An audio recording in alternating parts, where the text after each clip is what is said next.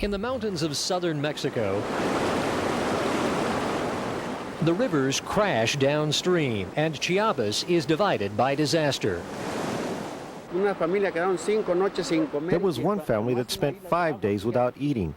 They were trapped by the water. Getting supplies across is hard. Now you can look across the floodwaters and see communities that have been cut off from civilization. On the other side of this water, an entire Mexican village is isolated, and there's only one way in or out, by rope.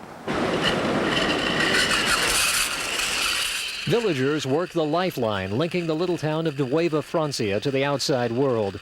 They tell us it took them 2 days to string the cable across the torrent, 2 days to send in the first emergency supplies. And they tell us our camera is the first to cross here to witness what the floods have done to their village. The children are hungry. We couldn't get anything out of our house, and we didn't think the river was going to rise. Our house was washed away, and it took everything with it. That's a common story and a common sight here. The river used to flow over there, but now it's coming here. This house, the next house, and the next house. Everything is gone.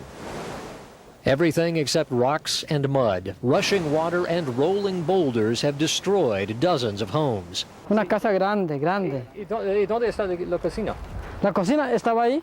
Here there stood what villagers describe as a large house. Now this is what's left of the kitchen. It's amazing what's happened here. It's, never seen before. Especially these areas. The people have been living in these villages for ages and ages, and this is the first time that happens. Now for the people of Nueva Francia, survival is a matter of keeping food and medicine coming across the river. But one commodity still in abundant supply is faith. In church, children sang a simple song about keeping the faith during trying times. Voices of hope echoing across the water. Doug Miller, 11 News, Chiapas. Along the riverbanks in the town called Huixla, even the sturdiest of buildings are crumbling into the floodwaters, and amid the surviving structures, streets are covered with mud. The river crossed here, it crossed there, side to side. It corralled us. We didn't have any way out. The shifting river has dumped deep deposits of mud inside houses here. Victims lucky enough to still have homes are spending days shoveling them out. We're fixing things. Everything's destroyed, but little by little, we're fixing it. Little by little, the little town of Huixla is trying to undo the damage. Life here is trying to return to normal, and that may be a problem. Mexican government officials are putting much of the blame for this disaster on what they call irregular settlements on the edges of rivers. The worst of the floodwaters are gone now, but so are many of the people who for generations lived on this riverbank. Once homes stood in this area, now there's nothing but ruins. Enrique Jimenez is still picking through his property on the riverbank. Nothing much is left here for him and his grandchildren. Even his drinking well is now packed full of mud. Desesperado. Toda la familia, desesperado. I'm very desperate. The whole family. We're desperate. We've been here many years. Still, after working this soil for more than 30 years, he plans to stay on the river. No matter the danger, it is a way of life that will survive long after the floods. Doug Miller, 11 News, Chiapas.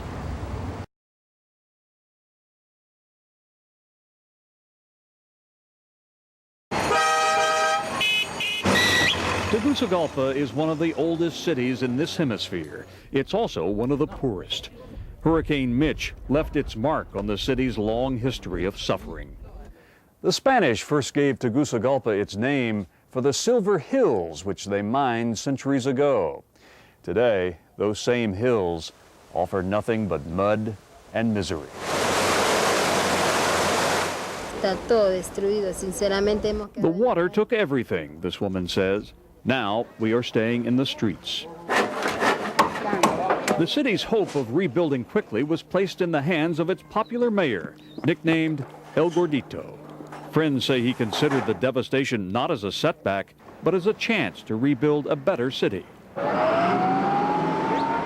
Those dreams ended when the mayor's helicopter crashed as he was surveying the damage. A city already stunned by disaster now has to deal with the loss of its leader. Much of the machinery to help move the mud disappeared when a near tidal wave washed over the place where they were kept. That's why much of the city is shoveling out the mud by hand. And working in the mud is a Honduran native who now lives in Houston. Mario Castellanos came down for his father's funeral. He is the mayor's son. I'm helping out whatever I can do right now. At this moment, Mario Castellanos could think of nothing better to honor his father than to pick up a shovel and help rebuild a city. Charles Hadlock, 11 News, Tegucigalpa. Tegucigalpa is a city of contrast, a place of immense beauty and devastating misery. It's a place where Hurricane Mitch became the great equalizer, destroying not only the homes of the poor, but the businesses of the well-to-do. You got a Chevrolet down there. This is the car lot of the country's largest Chevrolet dealer. It's now a showplace of scrap iron and mud. The river came this high and it destroyed everything. It was a nice building right here. It's gone now. And so are most of the cars. This man owns the dealership. He got his education at the University of St. Thomas in Houston. He says it will be years before his city feels like a city again. Across town, people are lining up for the most important commodity of all. Whoever is on foot will get the water first. Don't try to fool me or you won't get any. Within an hour, his water supply is dry and people go away thirsty. In the marketplace where the river came roaring through, the vultures are a reminder that death is in the air. But on the ground, it is the mud that seems insurmountable. In downtown Tegucigalpa, this is the marketplace. And the only way to get around here is to cross a flimsy bridge made of the debris left behind in the storm. And on the other side is more mud and misery. In a city of contrast, Hurricane Mitch makes it look all the same. Charles Hadlock, 11 News, Tegucigalpa.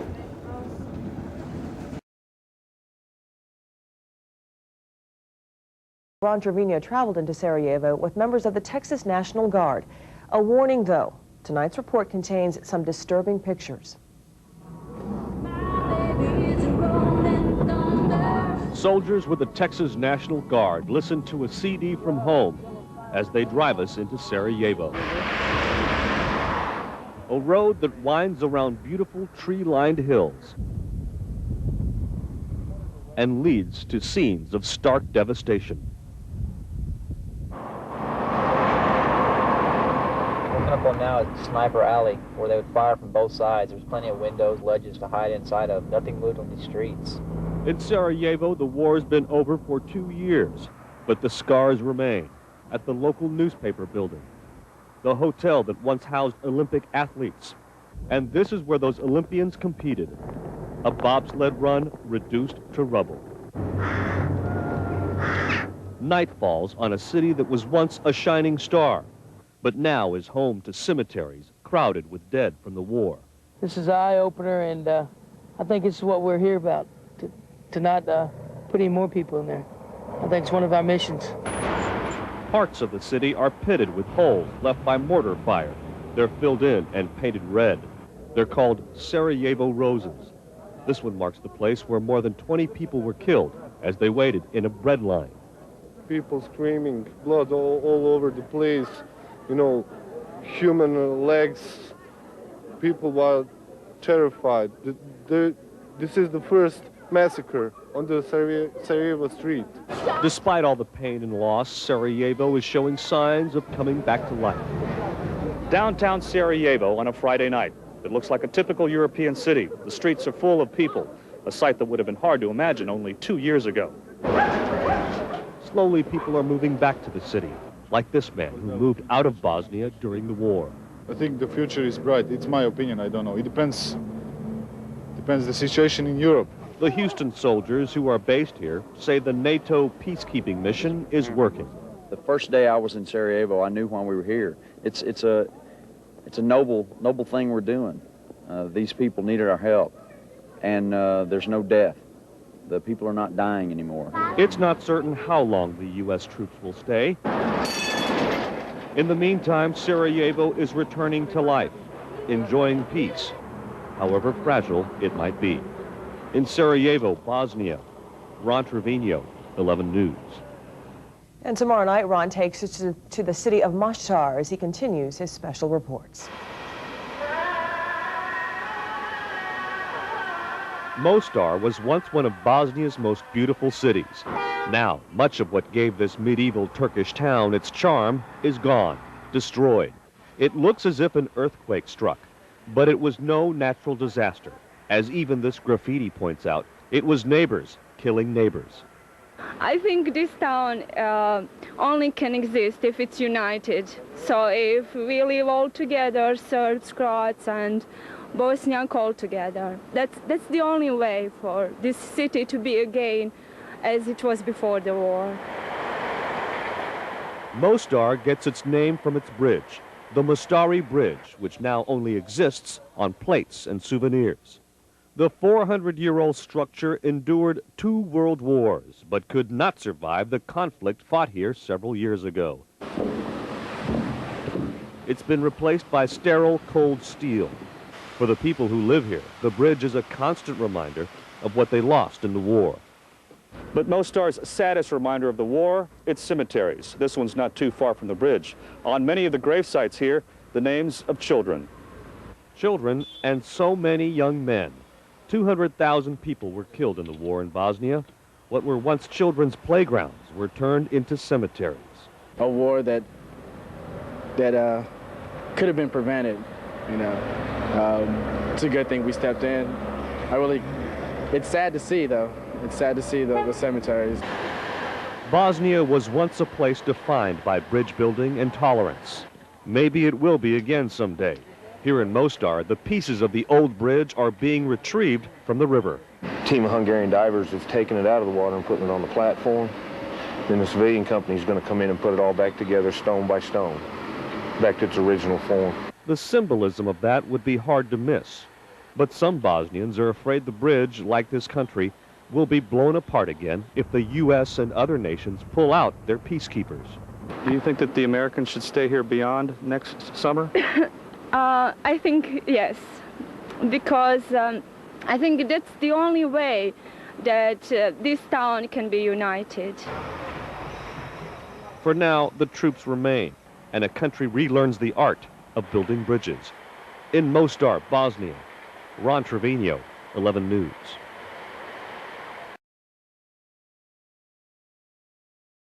It began around 10, ended 2.5 hours later. A Metro bus with a Metro bus driver leading law enforcement officers all over town. Use caution, units, use caution. Okay, we have the bus inside. The media was right there too. The driver, Jay Burgos, 34 years old. He had just finished his regular shift, but kept on going. We called the bus, we couldn't communicate with it properly, so we knew something was wrong then. HPD tried to pull him over, but he wouldn't stop, and the chase began. He's reaching down in the floorboard for something. And there were a lot of police officers following him. We have too many units out there. But they did a good job. From U of H to 45 South to 59 South to 288.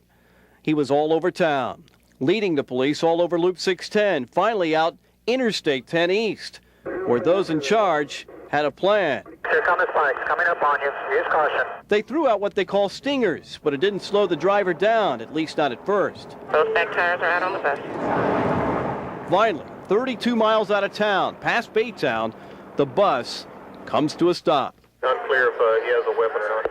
We're contacting SWAT and a negotiator now, so go ahead and hold the scene until they get there. The driver, Jay Burgos, then began to talk with Metro and the police via the radio. So we had the opportunity to use that system that we use every day to regulate traffic services and transit services for the community to the opportunity of actually having a chance to talk to that operator. And while they were talking with him, they had the bus surrounded. He's going to surrender and give himself up. But before he came out, he was making a few demands. He was apparently asking for drugs. Listen. I want to go to Waco on I-10 and pick up some couple of rocks. We need you to come out, put your hands up in the air, and kneel down. I know I'm going in, but why can't we go get that before I go